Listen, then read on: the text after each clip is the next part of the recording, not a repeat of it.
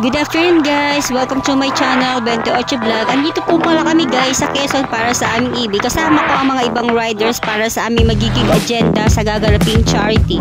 After that po guys, kami ay maliligo dito sa ilog or dagat. Kasi parang pinaghating ilog at dagat. Tsaka pala guys, maganda dito at nakaka-relax. Mai-enjoy mo ang ambience.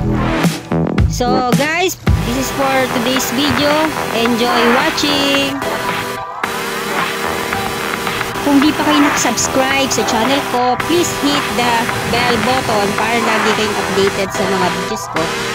Bye-bye guys! God bless!